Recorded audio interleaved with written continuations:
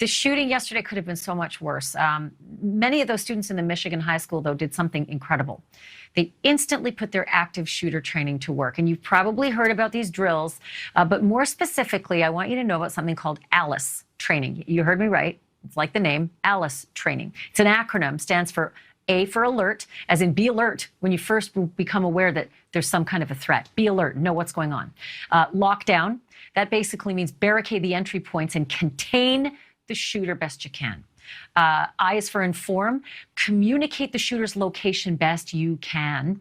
Counter, this is interesting, create noise and distance and distraction, throw things, be loud, and that reduces the ability of the shooter to actually shoot accurately. And then last is evacuate. Get yourself out of that danger if it is safe to do so. This is what's being taught in schools across the country, folks. Remember when we were kids and it was just fire drills? No, this is what's happening. And Oxford High School just had an ALICE lockdown drill on October 7th. Fresh in their minds. If you want to see it in action, all you have to do is look just to the video from yesterday's attack. What I'm about to show you was shot by a student barricaded with others in one of the classrooms. And what I want you to watch for is how the kids respond when someone starts knocking on the locked classroom door, claiming to be police. Take a look. Now, we're not willing to take that risk right now. I can't hear you. We're not taking that risk right now. Okay, well, come to the door and look at my bag, bro. No. Yeah, bro. He said bro. He said bro. Red flag.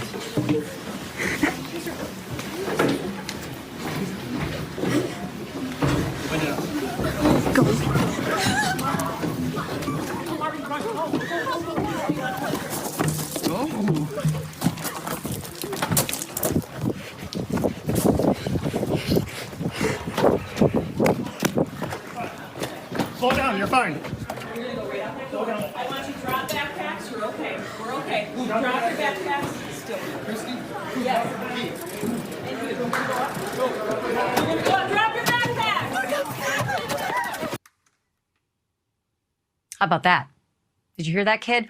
We're not comfortable yet. We're not opening the door for you. We don't know you are who you say you are.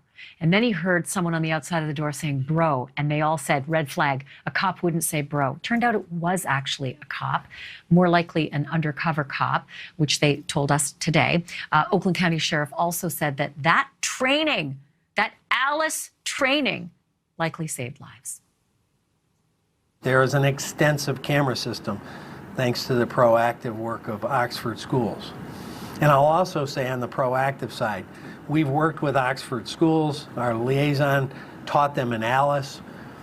That saved lives. And after going through the scene last night and seeing it in a very non-rushed fashion, those practices were used and they saved lives.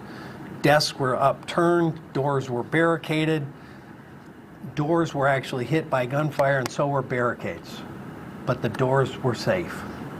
So that behavior, that training, and those protocols saved lives. I want to bring in Jim Maxwell now. He's a former FBI agent who teaches active shooter drills. I will bet, and I'm just going to go out on a limb here, Jim, that when you saw that video, you thought, look at that.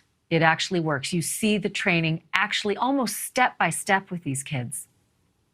Yes, the kids in the school showed a lot of poise and grace under very difficult circumstances. And as far as the lockdown is concerned, it varies from school district to school district. But when you go into lockdown mode, the administrative group or the teachers who receive this training are told not to open doors until they receive a signal, the all clear signal, which is predetermined. These students were on their own, and they evaluated this correctly and did the right thing. They did not open the door, and their actions saved a lot of lives that day. It's interesting. The one young man in the front looks like he's wearing a hockey jersey, seemed to be the leader. Is that part of the drill, or did he just take that upon himself? Probably. Some people, leadership just rises to the moment sometimes. And I have to tell you that when I teach this course, I go by the Department of Homeland Security guidelines, and which is run, hide, or fight. but it varies from venue to venue. When we teach it at a hospital, there are different priorities. When we teach it at a school, lockdown is the priority. And we teach kids and we teach staff that two things are most important. You know, you can learn all the rules and what your options are, but you have to remain calm. We've learned from our research and the study of these things, these situations, is that the people who remain calm make good decisions. And this is a classic example. These kids did not get hysterical. They evaluated what was going on. They realized that this was a ruse, and they got out of there. They did an excellent job. Calm. I could not believe these were kids. I mean, having heard the gunshots and everything, and just to be able to have that conversation with again, it ended up being a policeman on the other side of the door, but they weren't taking chances, thank God. Something I learned today that, I mean, I'm happy, but I'm also so sad at the same time that schools are now being built specifically with architecture that takes into account the, isolating and locking down and containing a shooter. That just, it hurts my heart to think that, but at the same time, I think parents who are watching or grandparents would probably feel calmed, knowing that.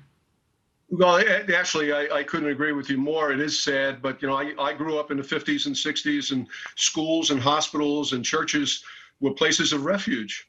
And it's sad that this is a growing trend, and it's not going to go away. And unfortunately, we have to protect ourselves against these things. So the design of schools, putting solenoid locks in schools, and where you could lock down a classroom or a group of classrooms with a push of a button, those things are designed in here for that purpose, because speed is of the essence here. You have to react quickly to these matters, and you cannot stop and ask a question or ask permission.